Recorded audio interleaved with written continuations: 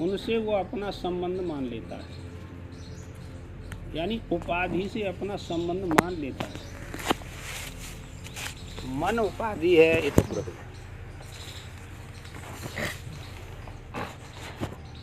मन उसकी उपाधि है, बुद्धि उपाधि है, इंद्रियां उपाधि हैं, शरीर उपाधि है। किसकी? जीवात्मा की। ये कैसा विलक्षण खेल बनाया कि मन उसके उपभोग के लिए कर्तापन ला करके उसको देता है और भोक्तापन भी ला करके उसको देता है, सुख भी ला करके देता है, दुख भी ला करके देता है, समझे? और अहंकार भी ला करके देता है, सम्मान भी ला करके देता है, असम्मान भी ला करके देता है। तो वो इतना भोला भाला है कि इनको अपना स्वरूप मान लेता है कि मैं कर्तापन, भोक्तापन, सुखीपन, दुखीपन ये सब मैं तो कर रहा हूँ, ऐसा मान लेता है और कोई बात नहीं। उसी को भगवान कह रहे हैं कि यह कार्य करण का जो संघात है, शरीर है, तो इसी में कर्ता भोक्तापनों प्रकृति के द्वारा उत्पन्न होते हैं, ये तात्पर्य निकला और कोई बात नहीं। और प्रकृति इनका हेतु है। आपने ठीक प्रकार से विचार किया होता, शुद्ध अंतःकरण होता, तो सारे बुद्धि के गुण धर्म उसमें चले जाते हैं। शांति से आप सोचते नहीं ना, विचारते नहीं। उपाधि का जहाँ लक्षण आया तो वहाँ उपाधि का लक्षण क्या बताया? उपाधि में भी परमात्मा है कि नहीं? क्या है? वो उपाधि अपने गुण दोषों को उसमें आरोपित कर देती है और उन्हीं के धर्मों के अनुसार वो बरतने लग जाता है। और यह भी पहले बात आई इसमें कि संपूर्ण इंद्रियों की अनुरूपता ग्रहण करने में वह सक्षम है। जैसी इंद्रिय होती है उसी के अनुरूपता ग्रहण कर लेता है। क्या करे? ये तात्पर्य और कोई बात नहीं है, उसी की अनुरूपता ग्रहण कर लेता है। नेत्र हैं उसकी अनुरूपता ग्रहण की, श्रोत्र हैं उसकी अनुरूपता ग्रहण की, नासिका उसकी अनुरूपता ग्रहण करी, उसके अनुरूप बन जाता है। वो कहता है मैं यही हूँ कि नहीं। राजे को दे दिए वहाँ में थे, 3 टिक्की दे दे, 4 दे दे, तो वो कहते हैं उसी की अनुरूपता ग्रहण करने लग जाता है। देखिए प्राण की अनुरूपता ग्रहण करने लगा तो क्या कहेगा जब तकलीफ होगी? अब मेरी श्वास कम चल रही है, अब अधिक चल रही है। हाँ जी, बिल्कुल ठीक। हाँ हाँ हाँ, जीव का विशेषण है, ठीक बात है। विशेष हो करके ये उपाधि में वो सारी व्यवस्था है गई ना। क्या वो अविद्या सब सर्वकाल विषय है। तो अविद्या में क्षोभ होता है, चेतन तत्व की शक्ति को लेकर के उसमें क्षोभ होता है और वो सामान्य और विशेष होती रहती है। कभी सुख होता है, कभी दुख होता है। मन का लक्षण बताया था तो वो क्या था? सुख दुखादि उपलब्धि साधनम इंद्रिय मनः। सुख दुख की उपलब्धि का साधन मन है, ये कह दिया तो मन ही सुख ला करके उसे देता है और दुख ला करके देता है और उसको वो अपना मान लेता है। बाकी कोई बात नहीं है, अपना मान लिया। फिर ये एक ऐसी वृत्ति है कि इसको समझना बड़ा कठिन है। देखिए तुमने भागवत पढ़ी है व्यास जी, संत कुमार ब्रह्मलोक में गए। संत कुमार चारों भाई नमस्कार किया, कहा पिताजी हमारा एक प्रश्न है, उसको आप हमको समझाएं, समझ में नहीं आती बात। तो उन्होंने कहा कहो क्या है प्रश्न आपका। कि चित्त में गुण समाये हुए हैं, ये प्रश्न है उनका। चित्त में गुण समाये हुए हैं सत्वरजतम, और चित्त गुणों में समाया हुआ है। अब इनको हम अलग कैसे कर सकते हैं, ऐसा उपाय बताइए। हाँ, तो उन्होंने कहा बस। तो ब्रह्मा जी मौन हो गई, उत्तर नहीं दिया इसका। अब क्या करें, पुत्र क्या करें। तो फिर उन्होंने हंस का स्वरूप धारण करके तब उत्तर दिया है इनका कि ये इतनी विक्षेप शक्ति है, इतनी विक्षेप शक्ति है कि इनको पवित्र बुद्धि, पवित्र अंतःकरण पृथक पृथक करके जान सकता है। और ये चित्त और गुण, इनमें जो क्रिया होती है वो चेतन तत्व के आश्रय से होती है, और ये सब उसमें अध्यस्त हैं, चाहे चित्त हो चाहे गुण हो, क्योंकि अविद्या उसी के आश्रित रहती है, बाकी और कोई बात नहीं। और उस एक प्रसंग, एक प्रक्रिया, एक युक्ति ऐसी है कि जो जिसके आश्रय रहता है उसी को आवृत करता है। उसी को आवृत कर लिया, अपने मोह के चक्कर में फंसा लिया, क्या समझे, और उसी को अपना मानने लग जाता है जीवात्मा। ये बात बताई। तो वो तो प्रसंग पूरा है वहाँ पर, यहाँ पर तो ये कहते हैं कि कार्य करण संघात ये सब प्रकृति के गुणों का ही कार्य है, अविद्या का ही कार्य है, समझे। जैसे सुषुप्ति में उसका इनसे कोई संबंध नहीं रहता, तो आनंद की अनुभूति में पहुंच जाता है, बाकी और कोई बात नहीं। वहाँ आनंदमय कोश है। ये पढ़ाई क्यों की जाती है, अन्नमय, प्राणमय, मनोमय, विज्ञानमय, आनंदमय कोश, ये सब उसमें अध्यस्त हैं। जीता जागता उदाहरण आनंदमय कोश का यह सुषुप्ति अवस्था है, आनंद की अनुभूति होती है। पर वहाँ पर तमोगुण की प्रधानता रहती है, अविद्या रहती है ना, ये तमोमयी अविद्या है। ये जागृत अवस्था में जब तक बिना विद्या के, बिना ज्ञान के इसका नाश नहीं होगा, ये आपका पीछा नहीं छोड़ेगी, और कोई बात नहीं। तो ये एक विशेष बातें हैं। जैसे जैसे अंतःकरण निष्काम कर्मयोग के द्वारा सूक्ष्म होता चला जाएगा, उसी प्रकार से यह सारी व्यवस्था आपकी समझ में आती हुई चली जाएगी, अन्यथा नहीं। तो उसी को वो कहते हैं। हाँ जी, इनके कर्तापन में हेतु प्रकृति है। अब देखो, कर्तृत्व भोक्तृत्वपन में हेतु कौन है। शुभ कर्म किया, अशुभ कर्म किया, पुण्य किया, पाप किया, ये सारी व्यवस्था तुम्हारे मन की है, तुम्हारे शरीर की है। बिना स्थूल शरीर के कर्तापना, भोक्तापना ये किसी में नहीं उत्पन्न होता।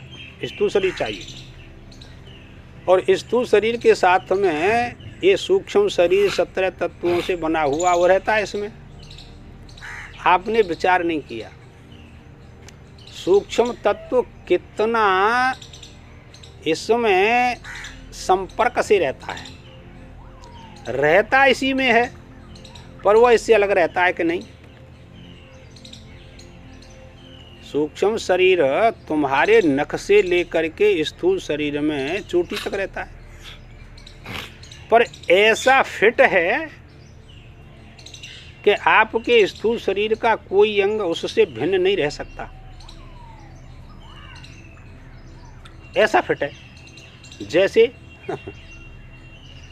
जैसे आपने बहुत छोटा सा फल लिया, लौका लिया या और कोई फल लिया, और आपने थोड़े बड़े बर्तन में उसको रख दिया और पानी देते रहे। अब वह बढ़ेगा, 1 मास में वह इतना बढ़ा कि बर्तन को भीतर से आच्छादित कर दिया, बिल्कुल ढक लिया। अब तुम उसको निकाल नहीं सकते बाहर, अपनी क्रिया से आप नहीं निकाल सकते। बर्तन को फोड़ेंगे तब वह निकलेगा। ठीक इसी प्रकार से यह स्थूल शरीर इतना फिट है, इस स्थूल शरीर में सूक्ष्म शरीर, के बिना इसका त्याग किए वो बाहर नहीं निकलता। और यह कोई सावयव पदार्थ नहीं है सूक्ष्म शरीर। स्थूल तो सावयव है, पहले ही बता दिया, 10 कार्य 13 कर्ण, ये तो स्थूल हो गया। पर इनमें जो सूक्ष्म इंद्रियां हैं वो इतनी सूक्ष्म है और ऐसी फिट हैं कि वो समझ में नहीं आती साधारण मनुष्यों के। और कोई बात नहीं।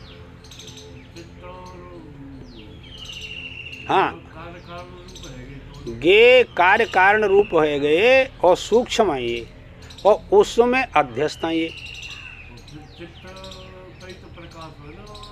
वो तो चित्त के हो, वृत्ति के हो, मन के हो, बुद्धि के हो, तो इन सब के गुण दोष उसमें चले गए, आरोपित कर लिया, अपना स्वरूप इस प्रकृति को मानने लगा कि यह मेरा स्वरूप है, मैं वास्तव में यह हूँ या नहीं हूँ।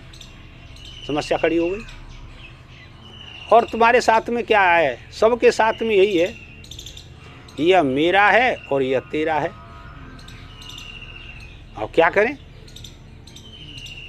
अच्छा, पृथ्वी को परमात्मा ने बनाया, तुमने बांट ले, यहाँ ते मेढ़ कर ले, 4 भैया हैं, 2 भैया हैं, वो मेढ़ लगाए दे बीच में के भैया जी मेरो जी तेरो। चो बंटवारा कौन करियो? भाई ने बंटवारा किया कि मेढ़ ने किया? और समस्या यही ठाड़ी के तो ये कोई है और 2 विभागन में बटे हो, उपाधि ने बांट दिया। जी तो परेशानी, और कोई परेशानी थोड़ा ही है, केवल जी परेशानी। तो ये सारा प्रकरण ज्ञान का है, बिना ज्ञान के तुम इसको जान नहीं सकते, छोड़ नहीं सकते किसी भी काल में। और इसके लिए तप तो करना पड़ेगा, भजन तो करना ही पड़ेगा लाला। शरीर को उत्पन्न करने वाले 5 भूत और शब्दादि 5 विषय, ये पहले कहे हुए प्रकृतिजन्य 10 विकार तो यहाँ कार्य के ग्रहण से ग्रहण किए जाते हैं। तो पहले बताई ना, 5 महाभूत और 5 विषय, इनको कार्य कहते हैं। ये 10 कार्य रह गए प्रत्येक जीव के शरीर में। ध्यान करना, आपके शरीर में ना है, चाहे देवता हो, चाहे मनुष्य हो, चाहे पशु हो, चाहे पक्षी हो, स्त्री हो, पुरुष हो, बूढ़ा हो, बच्चा हो, ये 10 कार्य सबके शरीर में रहते हैं। यह जानना चाहिए और इतना घोर अभ्यास करना चाहिए इनका, और इनसे बने मटेरियल का भी, और इनके उपभोग के विषयों का भी इतना भयंकर अभ्यास होना चाहिए कि सोते हुए को कोई पूछे तो तुरंत बता दे, फिर आपको कोई परेशानी नहीं होगी। परेशानी जब होती है कि अब नहीं याद, मेरे को भूल गया, बस कब परेशानी खड़ी हो गई। अपने लिए परेशानी हुई, दूसरे के लिए परेशानी नहीं हुई, वो तो किसी और से पूछ लेगा, पर तुम्हारे लिए तो परेशानी है गई। तुम कैसे निकलोगे इसमें से, चक्रव्यूह से? ये तात्पर्य, अपने को अलग कैसे करेंगे? इसीलिए बहुत अभ्यास करना पड़ता है। किसी एक शास्त्र को आद्योपांत पढ़ लो ठीक प्रकार से, बस कोई जरूरत नहीं रहती। और सुख दुख मोह आदि के रूप में परिणत हुए प्रकृतिजन्य समस्त गुण। हाँ देखो, प्रकृति के गुण हैं सत्व रज तम, वही परिणत है गए, और सुख दुख उन्हीं के धर्म है, शरीर के धर्म है। समस्त गुण बुद्धि आदि करणों के आश्रित होने के कारण। ये सुख दुख कहाँ रहते हैं कि इंद्रियों में रहते हैं। कारण माने इंद्री, ठीक है ना। ये सुख दुख मान अपमान सब इंद्रियों में रहते हैं, उस चेतन तत्व में नहीं रहते, मना कर दिया, उसमें नहीं रहते, ये तात्पर्य।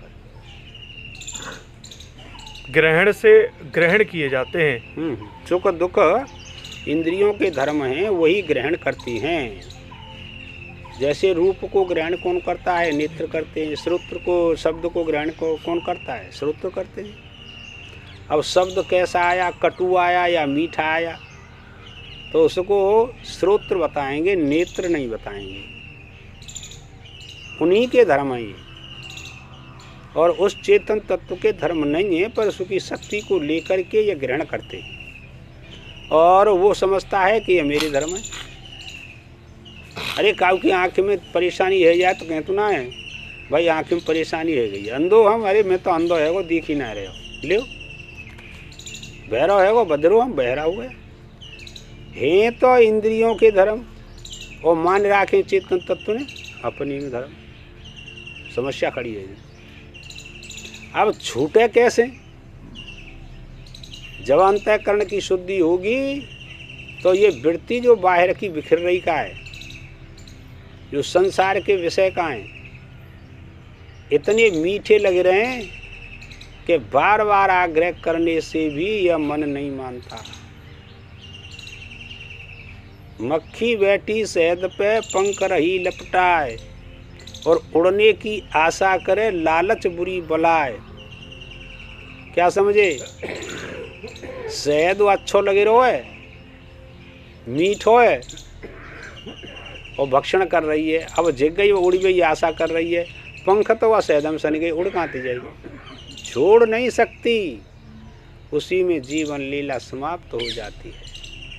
ऐसे ही यह जीवात्मा छोड़ने की कोशिश में है आप लोग सभी, पर आपके विवेक रूपी पंख, विचार रूपी पंख इतने गुआ में सन गए कि तुम इनको धोने में समर्थ नहीं है, वही मर जाता है। क्या करे जी हालत है।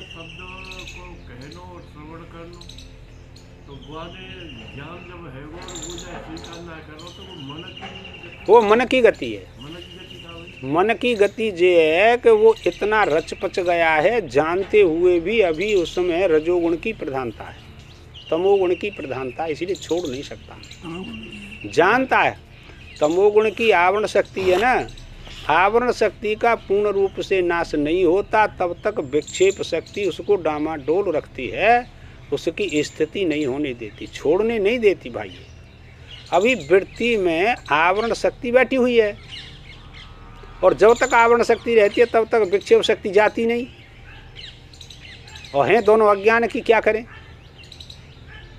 तो अब तुम देखो कि ये कितना भयंकर ज्ञान है। कोई ऐसी सावयव वस्तु नहीं है कि आवरण शक्ति, विक्षेप शक्ति कोई सावयव पदार्थ नहीं है, साकार नहीं है। कैसा बनाया है कि एक दूसरे में इतना समावेश है कि उस चेतन तत्व को छोड़ने में बहुत कठिनाई होती है, और चेतन तत्व को इनसे अपने को अलग करने में बहुत कठिनाई होती है। एक और बात याद रखना, न तो चेतन तत्व उनको छोड़ने की कोशिश करता है, और न यह उपाधि ही उसको छोड़ने की कोशिश करती है। कहाँ जाएगी बताइए आप लोग।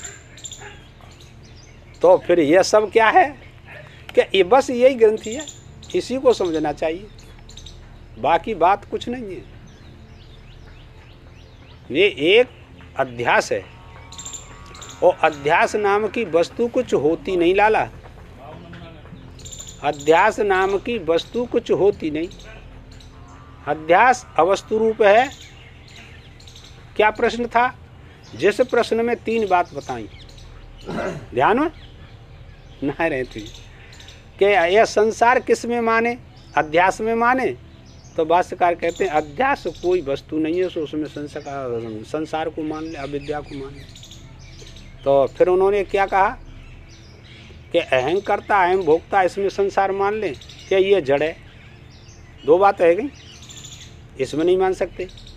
तो फिर एक बात और कही कि वो चैतन्य का एक रस जो आत्मा है, चेतन तत्व, तो उसमें संसार मान लें, क्या उसमें तो हो ही नहीं सकता, वो तो असंग यम पुरुष है। अब तुम संसार किस में मानेंगे? ये काम सभी के लिए नहीं है, ये ज्ञान सब के लिए नहीं है, ये तात्पर्य। इसीलिए भाष्यकार ने इसमें लिखा विरक्तस्य संसार आदि भगवत तत्व ज्ञाने अधिकारो न अन्य से। ये विरक्त पुरुषों के लिए ही इस ज्ञान का अधिकार है, सभी को नहीं। अब विरक्त का कोई कपड़ा रंगना तो है नहीं विरक्ति।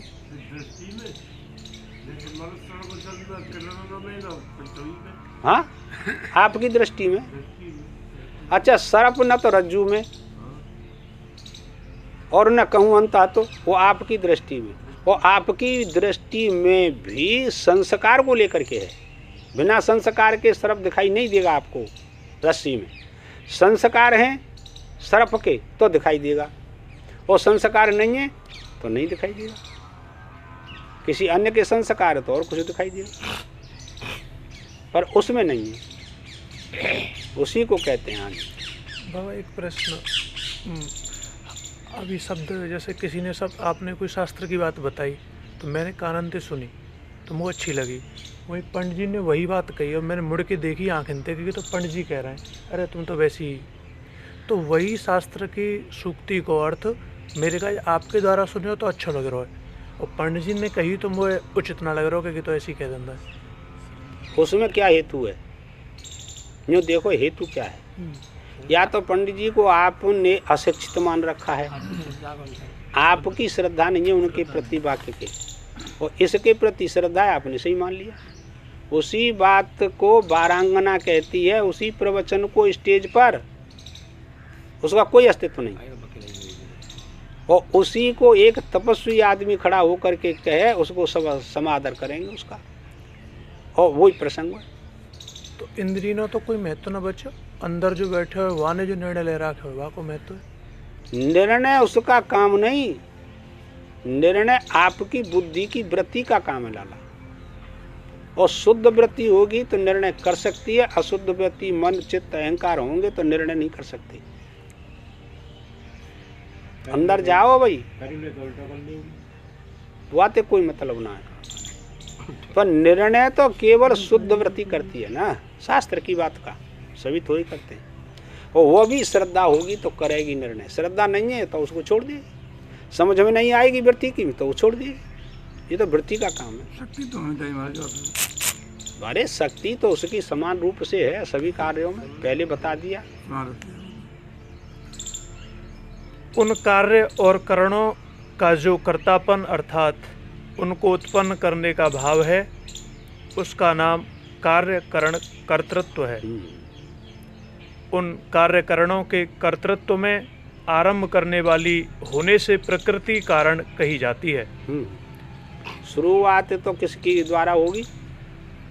गुणों के द्वारा। गुणों के द्वारा इंद्री बनी है ना, इसीलिए इसका अध्ययन करना अत्यंत आवश्यक है लाला, ऐसे थोड़ा ही है। इस प्रकार कार्य करणों को उत्पन्न करने वाली होने से प्रकृति संसार की कारण है। बस संसार की उत्पत्ति, आपके शरीर की उत्पत्ति, आपके मन की उत्पत्ति, क्या समझे, आपकी बुद्धि की उत्पत्ति, इसका हेतु कौन है? प्रकृति। और प्रकृति स्वयं हेतु ना होती, स्वयं सक्षम तो है नहीं, तो फिर कौन हेतु है? क्या हेतु है? आपके कर्म। जैसा जैसा कर्म है, जैसी जैसी आसक्ति है, ऐसी ऐसी उत्पत्ति हो जाएगी। इसमें क्या बात है? तो कर्म ही हेतु है इसमें, संसार की उत्पत्ति में कर्म हेतु है। हाँ वही तो तात्पर्य है ना, प्रकृति वही सब प्रकृति टोटली। संस्कार हो वो भी तो प्रकृति है ना। इंद्रिय वो भी प्रकृति, विषय भी प्रकृति, पंच महाभूत प्रकृति, ये सब प्रकृति तो है। छोड़ने का भाव उत्पन्न होता है वो भी प्रकृति, ग्रहण करने का भाव होता है वो भी प्रकृति, सूक्ष्म है ना वो। इस प्रकार कार्य कारणों को उत्पन्न करने वाली होने से प्रकृति संसार की कारण है। संसार की कारण प्रकृति बताई, वो चेतन तत्व जीवात्मा हेतु कारण नहीं बताया, ये तात्पर्य। कार्य कारण कर्तृत्वे ऐसा पाठ मानने से भी यही अर्थ होगा कि जो जिसका परिणाम है वह उसका कार्य अर्थात विकार है। अवजा में तो का भेद लगे, समझ में थोड़ा ही आमत है। मूल में दिया है कार्य करण कर्तृत्व हेतु प्रकृति उच्यते, और ऐसा पाठ हो कार्य कारण कर्तृत्व, तब भी यही अर्थ बनेगा, और वह भी है तब भी वही अर्थ बनेगा। कारण कर्ण में अंतर हो गया शब्दों में, पर अर्थ वही बनेगा। हाँ, विकृत होने वाला है। उन विकारी और विकार रूप कारण और कार्यों के उत्पन्न करने में प्रकृति हेतु है। ठीक है ना। जितने विकार उत्पन्न होते हैं शरीर में, चाहे स्थूल शरीर में विकार उत्पन्न हो, चाहे सूक्ष्म शरीर में विकार उत्पन्न हो, वह सब प्रकृति ही कारण होती है। और जीवात्मा जिसको कहते हैं, अज्ञान की दृष्टि में, अविद्या की दृष्टि में वह इनको उत्पन्न नहीं करता। ये तात्पर्य। जैसे बादल उत्पन्न भए, कभी काले कभी सफ़ेद, कभी पानी बरसने लगे और कभी हट गए, तो इसको उत्पन्न क्या आकाश ने किया? उन्होंने कहा नहीं, आकाश उत्पन्न नहीं करता बादलों को, तुम जो जानने हो। फिर कौन उत्पन्न करता है? कोई न कोई कारण होगा, तो वो कहते हैं कि वो वायु कारण है, वायु से उत्पन्न होते हैं। अथवा 16 विकार तो कार्य और 7 प्रकृति विकृति कारण है। इस प्रकार ये 23 तत्व ही कार्य कारण के नाम से कहे जाते हैं। 24वां इसमें वो चेतन तत्व लाला, ठीक है, उसकी सानिध्यता को लेकर के और ये सब उत्पन्न होते हैं। बिना सानिध्यता के ये 23 तत्व उत्पन्न नहीं होते, ये तात्पर्य है। जैसे अग्नि की सानिध्यता से लोहा जलाने का काम करता है, बिजली की सानिध्यता से बल्ब प्रकाश करने का काम करता है, उसी प्रकार से उस चेतन तत्व के सानिध्य से ये प्रकृति सबकी उत्पत्ति पालन संहार करती है। वो न किसी की उत्पत्ति करता है, न किसी का पालन करता है, न संहार करता है। ये युक्ति अलग है, ठीक है। इनके कर्तापन में प्रारंभकत्व से ही प्रकृति हेतु कही जाती है। कर्तापन भोक्तापन में प्रकृति से ही शुरुआत होती है। पुरुष भी जिस प्रकार संसार का कारण होता है सो कहा जाता है। अब इसमें जो चेतन तत्व जीवात्मा परमात्मा बैठा हुआ है ना, अब समस्या खड़ी होती है लाला। ऐसा कोई यदि मान ले, क्या समझे, ऐसा यदि कोई मान ले कि ये प्रकृति कार्य करण को उत्पन्न करने में हेतु है, सुख दुख के भोक्तापन में उत्पन्न करने में प्रकृति हेतु है, समझे, और वह चेतन तत्व जीवात्मा हेतु नहीं है इसके भोक्तापन में, पर यह ज्ञान होता ही नहीं। इतना बड़ा गहरा अध्यास है कि सब शरीर को ही आत्मा मान कर के कि यह शरीर ही आत्मा है, इसीलिए इसमें पड़े रहते हैं। ये तात्पर्य। अब वो कहते हैं कि पुरुष जो जीवात्मा है, पुरुष शब्द के दो अर्थ बताए, एक जड़ पुरुष शरीर है और चेतन पुरुष जीवात्मा है पुरुष कहने से। और जितने स्थावर जंगम ये वृक्ष लता गुल्म देवता मनुष्य स्त्री बूढ़े कीट पतंग, इनके सब शरीर जो हैं वो शरीर पुरुष नाम से ही कहे जाते हैं। ऐसा न समझें कि मनुष्य का शरीर ही पुरुष है, सबके शरीर पुरुष हैं और सब में एक आत्म तत्व विद्यमान है, जीवात्मा जाते कहते हैं, उसको भी पुरुष कहते हैं। फैसला है वो। तो अब वो पुरुष जो जीवात्मा है वो भोक्तापन में कैसे हेतु है, इसको बताएंगे भगवान। वो भोक्ता कैसे है उसको बताते हैं। पुरुष अर्थात जीव। ठीक है साहब। पुरुषा नाम जीवा नाम, जीव को ही पुरुष कह दिया। एक अर्थ तो जीव हुआ, पुरुष पूर्णम अनेन सर्वम इति पुरुषा। देखिए फिर दूसरा अर्थ है, सर्वत्र परिपूर्ण होने से उस परमात्मा को ही पूर्ण रूप से उसी को पुरुष कहते हैं, ये अर्थ कर दिया। तीसरा किया, पुरुष पुरी शयनात् पूर्णत्वात् वास परा पुरुषा, शरीर रूपी पुर में शयन करने से वह जो आत्मा है उसी को हम पुरुष कहते हैं। तो अब एक शरीर में तो शयन ना कर रहे हो, सब में रह रहे हो, जितने जीव का है। ये भी बात बताई कि ज्ञान के आश्रय से समस्त शरीरों में एक आत्मा है। ज्ञान के आश्रय को लेकर के ये ध्यान करना, सब में एक आत्मा बैठा हुआ है। इस प्रकार की जो हमारी दृष्टि है ऐसी बनती नहीं।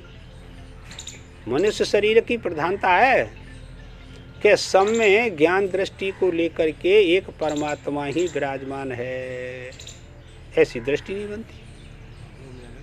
ज्ञान के आश्रय से सब में वही बैठा हुआ है। बताओ, चार बातों को ज्ञान उसी को है और सामान्य और विशेष ज्ञानी भी उसी को है, पर ऐसी हमारी समझ में नहीं आती। क्यों नहीं आती? कि समझने का काम नहीं किया हमने अब तक। धद्दड़ पपड़ में लगे रहे, अब जी ज्ञान पाते आवे लाला, तू बता। जे तो अंतिम ज्ञान है। इस ज्ञान से ही ब्रह्मा जी सृष्टि की उत्पत्ति पालन संहार करते हैं। सारी व्यवस्था ज्ञान के ऊपर डिपेंड है। अंधेरे में तो कुछ दिक्कत भी ना है, न ले सको न दे सको, ये बात उसी को कह रहे। पुरुष अर्थात जीव, क्षेत्रज्ञ, भोक्ता इत्यादि जिसके पर्याय शब्द कह दें। क्षेत्रज्ञ के हो, जीवात्मा के हो, पुरुष के हो, परमात्मा कछु उसके पर्याय शब्द हैं।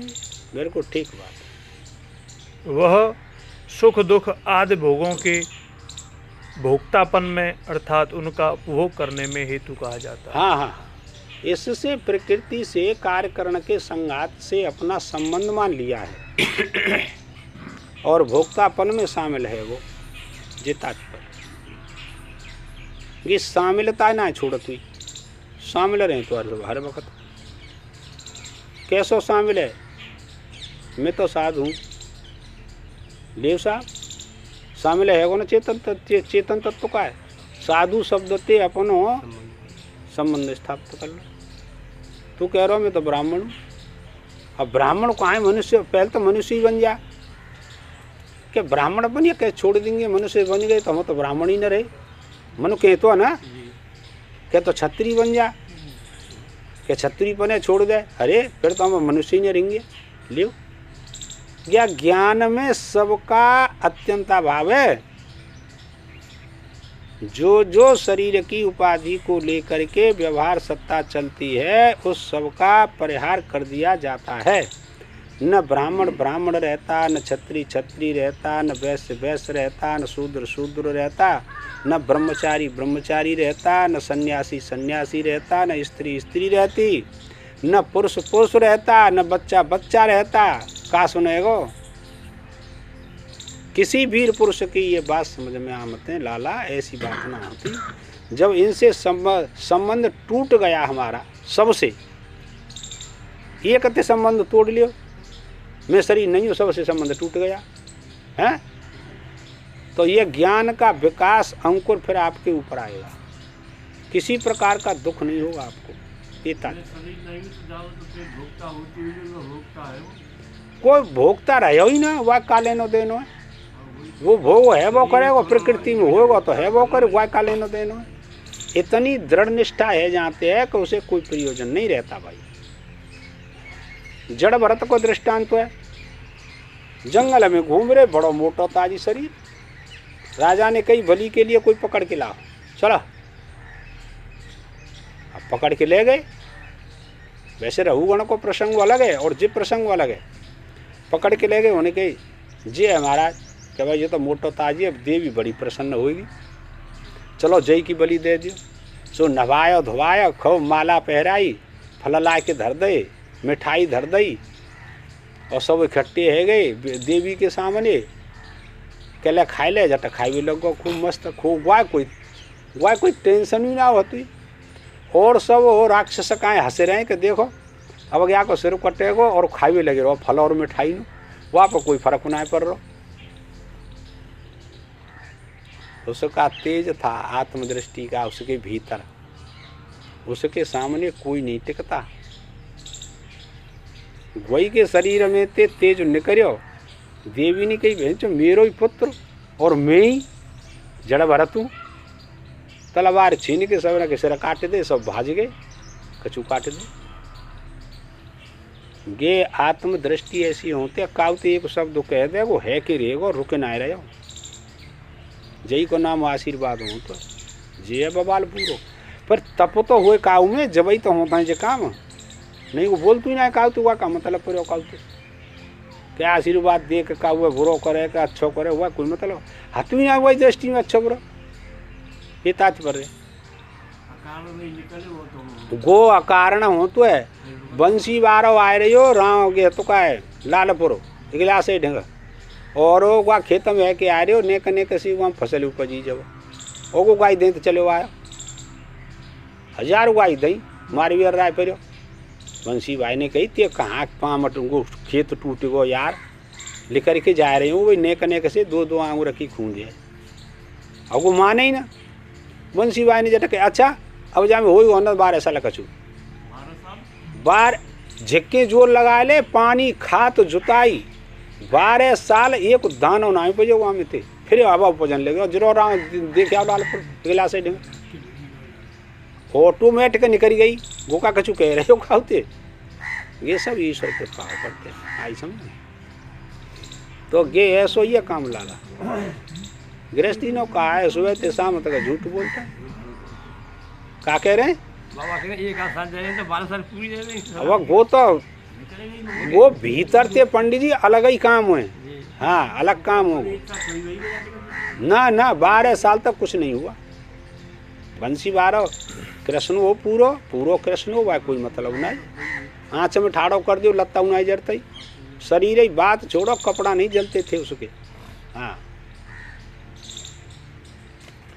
पूर्व पक्ष।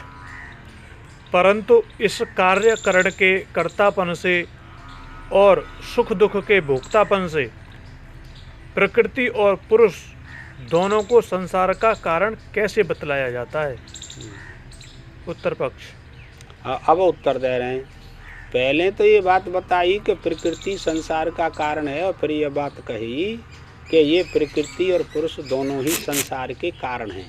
तो दोनों को आपने किस पे हेतु से बता दिया? पहले एक बताया और फिर 2 बताए थे। हमारी समझ में ना आ रही। पूरा पक्षी कह रहा है कार्यकरण और सुख दुखादि रूप हेतु और फल के आकार में प्रकृति का परिणाम न होने पर तथा चेतन पुरुष में उन सब का भोक्तापन न होने से संसार कैसे सिद्ध होगा। जब कार्यकरण रूप हेतु और फल के आकार में परिणत हुई प्रकृति भोग्य रूपा प्रकृति के साथ उससे विपरीत धर्म वाले पुरुष का भोक्ता भाव से अविद्या रूप संयोग होगा। ये बहुत गंभीर है। प्रकृति भोग्य और वह जीवात्मा भोक्ता है, और दोनों के संसर्ग से संसार की उत्पत्ति होती है ना। तो वो बिल्कुल कह रहे हैं कि बिल्कुल विपरीत धर्म है। प्रकृति के धर्म अलग और चेतन जीवात्मा के धर्म अलग। फिर यह संसार में कर्ता भोक्तापना कैसे सिद्ध होगा?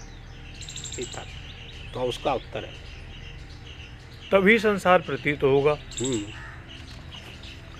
इसलिए प्रकृति के कार्यकरण विषयक कर्तापन और पुरुष के सुख दुख विषयक भोक्तापन को लेकर जो उन दोनों का संसार कारणत्व प्रतिपादन किया गया है वह उचित ही है। पूर्व पक्ष, तो यह संसार नामक वस्तु क्या है? एक फैसला कर दो, प्रकृति भोग्य और जीवात्मा भोग्य। वो कह रहे हैं कि संसार की फिर उत्पत्ति नहीं होगी भाई।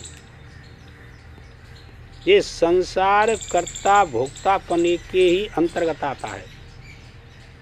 जीवात्मा भोगता है और प्रकृति उसको ला करके देती है। क्या समझे?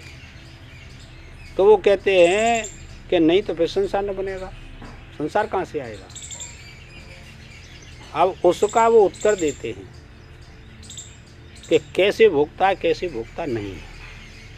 तो फिर यह संसार क्या है? संसार का लक्षण पूछ लिया पूर्व पक्षी तो भैया संसार क्या वस्तु है?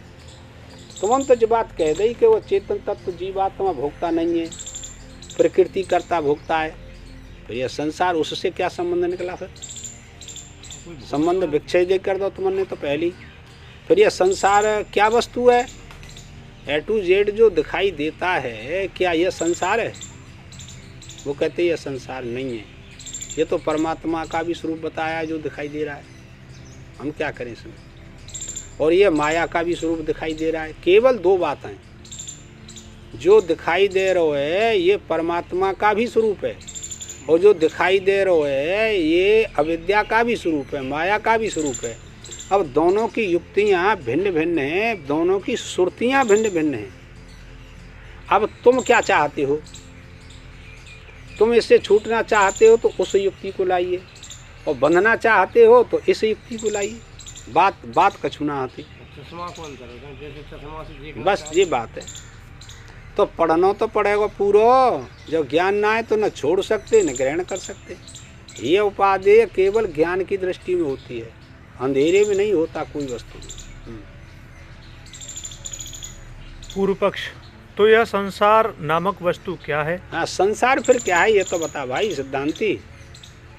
उत्तर पक्ष, सुख दुखों का भोग ही संसार है। एक ही बात कह दी, सुख दुख संभोग संसार। सुख दुख का भोग ही संसार है। मैं सुखी हूँ संसार, मैं दुखी हूँ संसार। केवल दो शब्दों में संसार बैठा हुआ है। और सुख दुख इन दोनों का कोई साक्षी हो जाता है कि यह सुख दुख इसमें है। किस में है? चित्त में, मन में, बुद्धि में, वृत्ति में। और है ही। जब सुख होता है तो आप जानते नहीं, जानने में आने वाली वस्तु भिन्न और जानने वाला भिन्न, तो सुख को भी जानते हैं। और दुख होता है तो उसको भी आप जानते हैं, है ना? और दुख अलग और जानने वाला अलग। यह फैसला बुद्धि वृत्ति नहीं करती सभी की। इतना चित्त रम गया है गुणों में, और गुण इतने चित्त में रम गए हैं कि सामान्य व्यक्ति विचारो इनसे कैसे अलग हो। और ये सब उसमें अध्यस्त हैं। अच्छा, हम पूछने लगे कि वस्त्र लाओ, तो आप क्या देंगे? वस्त्र देंगे ला करके कि नहीं देंगे? कि हाँ। और हम कहें कि सूत ला के दे तो फिर क्या देंगे? वस्त्र देंगे कि सूत देंगे? तो अब वस्त्र से भिन्न सूत है कि नहीं? भिन्न भी है। समस्या खड़ी है गई। वस्त्र ते भिन्न है सूत, तो फिर वह सूत है हमें दे दे, वस्त्र तू रख ले, का नुकसान है? जी बेटा बहुत मुश्किल समझ में आते हैं। न्याय वैशेषिक सांख्य योग पढ़ेगा जवांगी समझ में, ये तात्पर्य। तो ये समझने की बात है ना। मन शोक और मोह संसार ये शोक मोह अविद्या में पहले अवई बताई, तुम भूल जाते हो। सुख दुखादि उपलब्धि साधनम इंद्रियम मन, ये मन के धर्म बताए। प्रकृति के धर्म क्यों, अविद्या के धर्म क्यों, बात कोई परेशानी ना आती। पर सुख दुख मन के धर्म है, भूख प्यास प्राणों का धर्म है, जन्म मरण शरीर का धर्म है। सटूर में आत्मा को अलग रखा के नहीं, आत्मा बिल्कुल सेपरेट अलग, उसे कोई लेना देना नहीं। महाराज जी में कहने को तो भूली भाई बात ना है, माने ज्ञान और अज्ञान को इनको कहूँगा, यानी अज्ञान के तो संसार की सिद्धि है, ज्ञान में ना, ज्ञानम परमात्मा ही सिद्धि है। ज्ञान ही तो आत्मा है या परमात्मा, ये कहीं, हाँ ज्ञान ही आत्मा परमात्मा ब्रह्म ईश्वर जो कुछ भी है वो ज्ञान है। ज्ञान हो बस, दूसरी कोई वस्तु उसमें अविद्या का लेस भी नहीं है, पर हमने अज्ञान के कारण मान रखा है बस। अविद्या की सिद्धि तो ज्ञान के कह रही है। हाँ अविद्या जो मान्यता दी जाने का है वो तो ज्ञान के लिए, वो है, वो उसकी सत्ता को लेकर के प्रकाशित है रही है। ज्ञान उसको ये नहीं कहता अविद्या को कि मैं हमको, वस्तु तंत्र बताया जैसे ज्ञान और अविद्या कोई वस्तु ना है। अविद्या कोई वस्तु नहीं, अज्ञान में तो वस्तु है कि नहीं,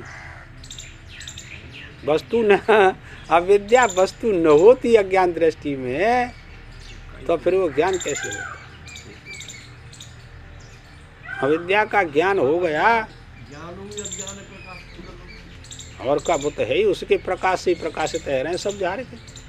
चाहे अविद्या हो, चाहे अज्ञान हो, चाहे कार्य करण संघात हो, चाहे मन हो, चाहे बुद्धि हो, बस वही सब बने हो।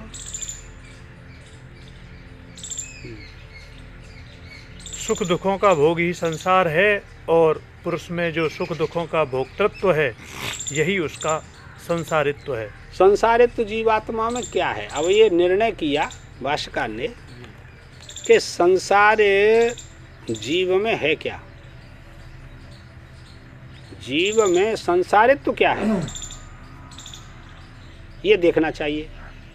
तो वो कहते हैं कि ये सुख दुख की जो अनुभूति होती है यही संसार है, उसमें अपने को न जान करके सुख दुख को गृहीत करता है चेतन तत्व, बस वही संसार है। वो गृहीत न करे तो संसार तो खत्म। देखो कैसे सुषुप्ति में सुख दुख को गृहीत नहीं करता वो। पहले तो जब ये जो है संसार, ये जो संसार है जो सुख दुख का आएगी, भोग का आएगी, संसार है जी दई। पहले जो आएगी जाएगी रहने में, ये जो है तो शुद्ध चेतन में नहीं है। वही अब कह रहे हैं, ये दूसरी बात थोड़ा कह रहे हैं। अज्ञान से सुख दुख उसमें अध्यस्त हैं, और सुख दुख उस चेतन में है नहीं। समस्या तो ये है ना, अब भी वो बात कही, पर अज्ञान की दृष्टि में ये बात बताई कि जीव में संसारित्व क्या है ये बताओ। तो उसने कहा कि सुख दुख का भोग ही संसार है उसमें, बस और कोई नहीं। उसने मन में नहीं माना, अज्ञानी पुरुषों ने मन में न मान करके जीव में कर दिया। स्वयं में मान लो, स्वयं में मान लो, बस और कोई बात नहीं।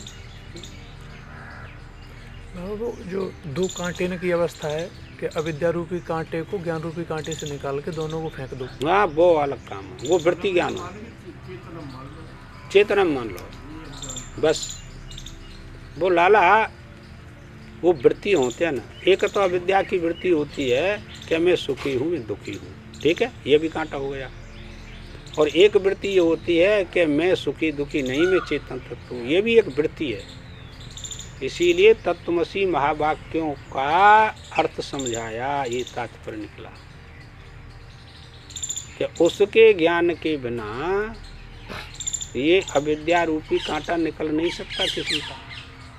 वो विद्या है, विद्या के द्वारा अविद्या का नाश होता है, ये अर्थ है।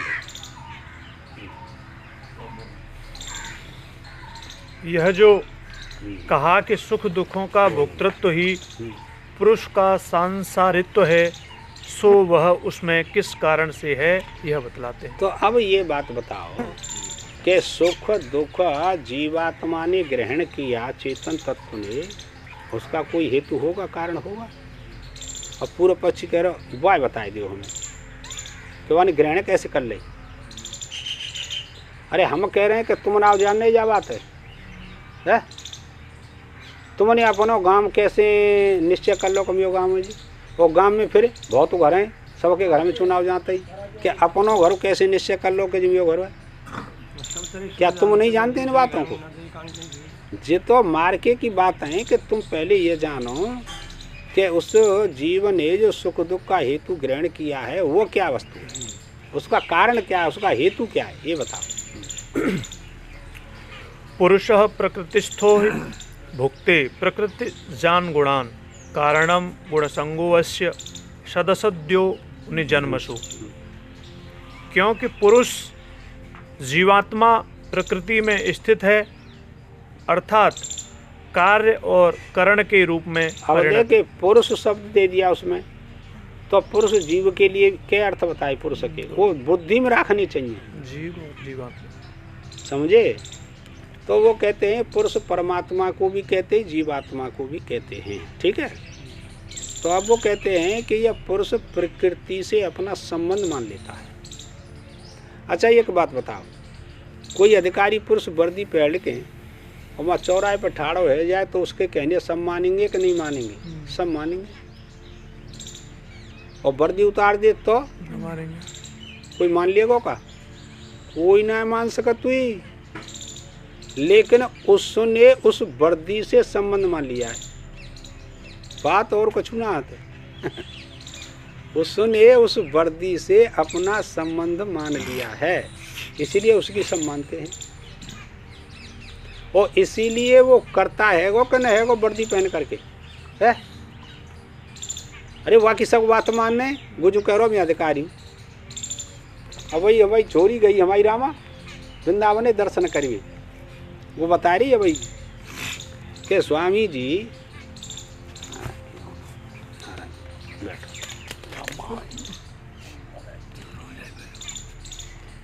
कि मैं बहुत भीड़ और एक डुकरिया है जैसे तैसे बचाए रही, सो वो आएगो सिविल वर्दी पहन राखी, वैसी नहीं पहन राखी। पानी के कहा तेने रास्ता रोक लिया और एक लग चल, और तेरे को पता नहीं है मैं अधिकारी हूँ। वहाँ ने कही मैं अधिकारी हूँ बड़ो।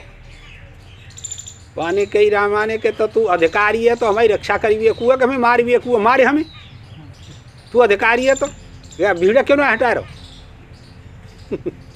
कह तो इतनी कहीं को छोड़ के अलग चले हो। मैंने की गुआई नहीं सला बेटा के रजाव लिखी है धुआं दाड़े छोरी हो ऐसी ही अधिकारी है तो तू वर्दी पहन तो ते सब करते आना कहानी, और तेने सिविल का बड़ा पहन रखे ते माँ का चल रही है। तो जी वर्दी ते इतना संबंध मान लो है और वह वर्दी ते फिर सब संबंध मान ले हो, सिद्धांत ही बात है ये। और वही करता भोगता पुनः सब के संग आएगा, हम क्या करे जान।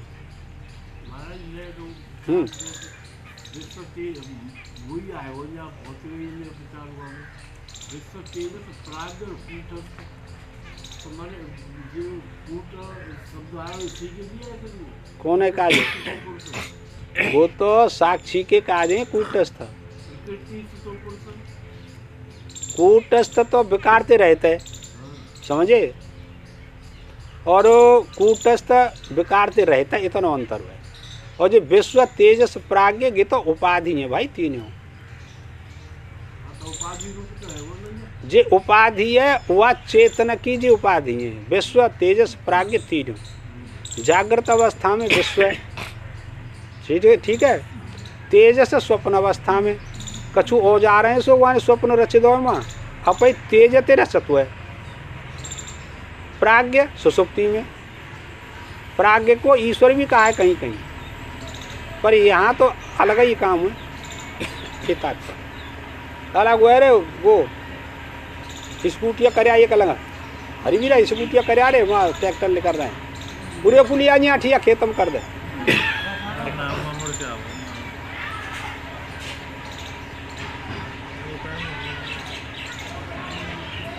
टाइम तो है को बंद कर दे लाला। ओम पूर्णमदः पूर्णमिदं पूर्णात् पूर्णस्य पूर्णस्य पूर्णमादाय पूर्णमेवावशिष्यते। ओम शांति शांति शांति।